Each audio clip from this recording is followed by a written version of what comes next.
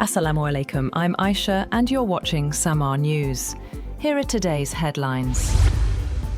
US President Donald Trump has said that Iran has requested fresh talks and Washington has agreed to continue negotiations. However, Trump declared that the June ceasefire is over, following a new exchange of military strikes between the two countries. Meanwhile, Iran has disputed Trump's claim that Tehran had requested the resumption of direct talks with Washington. Foreign Ministry spokesperson Esmail Baghaei said Iran had made no request for negotiations and had instead agreed to receive a Qatari delegation acting as a mediator. He added that Iranian officials had informed the Qatari delegation of Tehran's position during its visit to Mashhad.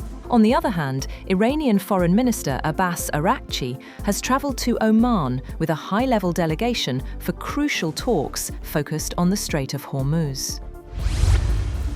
US President Trump has also declared that he has ordered the military to be prepared to launch strikes against Iran if the Iranian government carried out or attempted an assassination of the president. He said in a Truth Social post that 1,000 missiles are locked and loaded and aimed at the Islamic Republic of Iran, with thousands of more to immediately follow should the Iranian government act on its threat, pronounced in many corners of the globe, to assassinate or attempt to assassinate the sitting president of the United States of America. He added that orders have already been given and the US military is ready, willing and able to completely decimate and destroy all areas of Iran.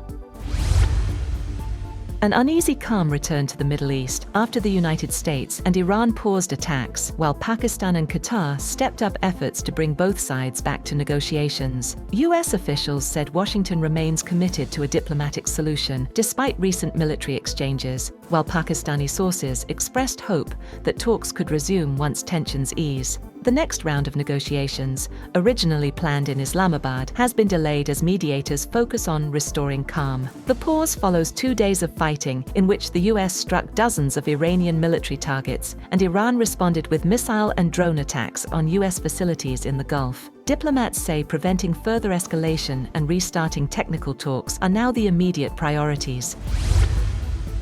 Iran's parliament speaker, Mohammad Baghir Ghalibaf, has said that his country is ready for full-scale defense if the United States backs away from its commitments under the Islamabad Memorandum of Understanding. Ghalibaf said Iran would never surrender under pressure and warned that any collapse of the agreement would be met with a firm defense of Iran's rights and interests. He also urged the Muslim world to unite against the United States and Israel, saying the Islamic world should stand up in the face of continued pressure. North Korea has condemned the United States and its allies for what it called strengthening military blocs and accelerating arms build-ups after a NATO summit this week. Pyongyang accused NATO leaders of portraying North Korea's exercise of its legitimate sovereign rights as a threat. The Foreign Ministry said in a statement carried on state media KCNA that the alliance demonstrated a stronger commitment to bloc-to-bloc confrontation through increased arms spending and closer military cooperation with allies in the Asia-Pacific region.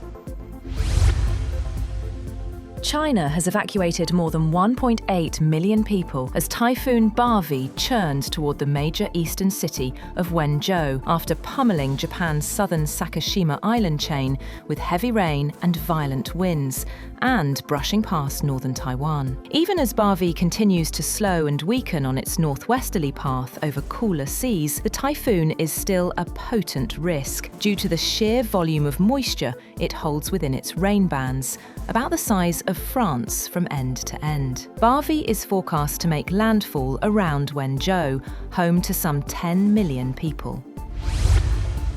Apple has sued OpenAI and 2 former employees, alleging misappropriation of its trade secrets to benefit the ChatGPT owner's foray into consumer hardware. A dramatic escalation of already simmering tension between the two companies. The complaint accuses OpenAI of orchestrating a broad effort to systematically acquire and exploit Apple's confidential information through former employees, recruiting practices, and supplier relationships to accelerate its push into the consumer hardware business. That's all for now. For more updates, visit www.samaa.tv. Thank you for watching SAMAA News.